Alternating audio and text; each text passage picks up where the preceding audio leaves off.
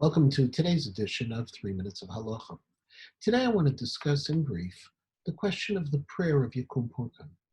Not only its authorship, but also whether or not we say Yekum Purkan when you're davening without a minyan. The problem with Yekum Purkan is that the very first two paragraphs are paragraphs written in Aramaic and seem to be a style, both in terms of content, where it discusses the Reish Galuta, the Exilarch, and the Rabbanan, but also in language have been written in Babel, in Babylonia. Nevertheless, when we look at the earliest Siddurim, we don't find the Yekum Purkan. And the very first Siddur, which has a prayer very similar to Yekum Purkan, with just some minor differences, is the Machzor Vitri, which was written in the 11th century. As a result, Rabbi Ephraim Greenblatt, in a correspondence in 1992 with Rabbi Eliezer Levi, suggested that what may have happened was that there was a prayer from the time of Babel that was a tradition.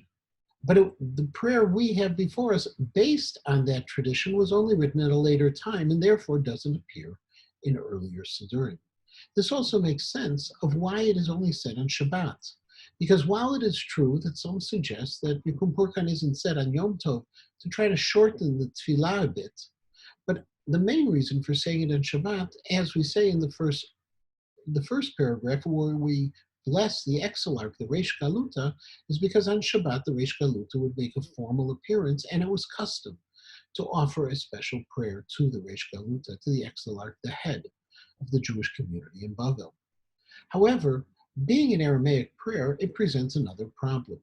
And that is that according to the Gemara in Shabbos, on Daf Yud Bet and Bet, we don't say Aramaic prayers.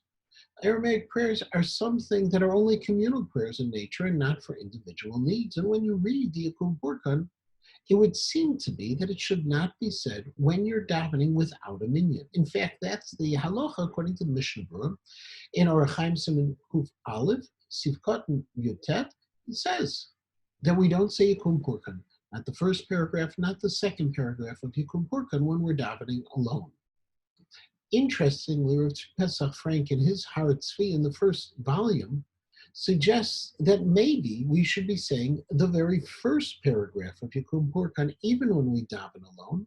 His reasoning is that the first paragraph is not a personal prayer, but it is a prayer for the eternity of the Jewish people. It's the Tzorchei Shamayim, the needs of heaven that we talk about when we talk about having offspring, and we talk about teaching Torah, and we talk about those things that are really eternal for Jewish people. Based on this, the Har Tzvi suggests that the first paragraph could be said even without a minyan, and the second paragraph, where it says L'chol Kala Kadisha Hadein, where it speaks directly to the fact that we're sitting together with a congregation, that paragraph is omitted when we're not davening with a minyan. This machloket between the Mishnah Berurah and Rav Pesach Frank is also positions held by other authorities as well, and therefore we maintain that there is this machloket. The instructions that I give to KNS is following the psak of Rav Hershel Schachter, who follows the Mishnah Berurah, that on Shabbat, if we're davening by ourselves, we don't say the Yekum Purkan at all. However, there are others who do maintain, like Rav Pesach Frank, you say the first paragraph and then you skip the second, as well as the Hebrew Mishaberach that follows afterwards.